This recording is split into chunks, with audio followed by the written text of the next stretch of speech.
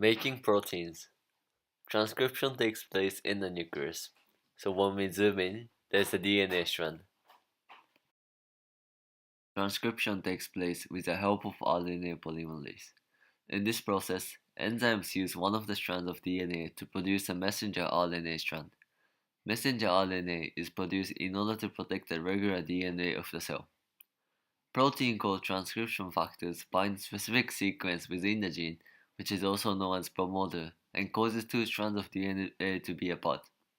One is called a template strand, and the other one is called non-template strand. RNA polymerase moves along the template strand, which is called elongation. Complementary bases synthesize and forms a messenger RNA.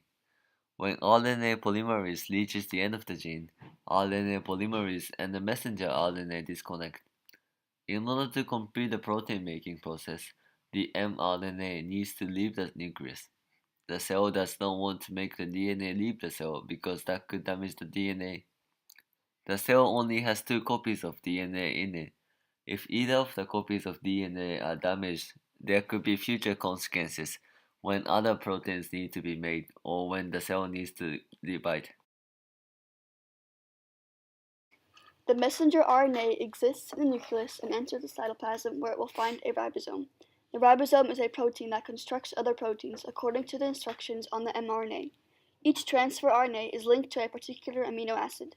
The tRNA has three bases on it called the anticodon. The anticodon matches with the codon on the mRNA strand. These codons and anticodons must match to ensure that the correct amino acids are put into the protein being constructed. Each codon codes for a specific amino acid that the matching tRNA molecule will bring to the ribosome. The ribosomal subunit binds to a messenger RNA and tRNA which sticks to the start codon. The complementary base pairs up between the codon of the messenger RNA and the anticodon of the transfer RNA. The tRNA that corresponds to the next codon will enter the ribosome. This carries an amino acid which becomes covalently bound to the first amino acid. The first tRNA has left the ribosome, which makes room for the next tRNA.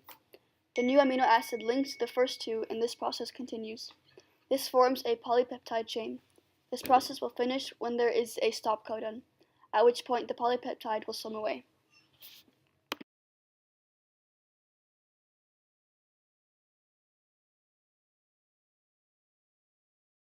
The CFTR protein is a channel protein located in the epithelial cells.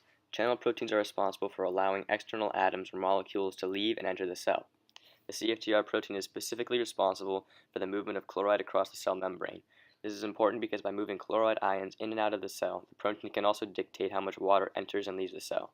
The CFTR controls water concentration by creating a higher concentration of chloride on the outside of the cell. Since water wants to move to environments with higher concentrations of solutes, water molecules will naturally move out of the cell. This will add water to the mucus, making the mucus thinner and more runny. This is the ideal state for mucus for it to do its job, which is to catch bacteria and viruses and lead them out of the body.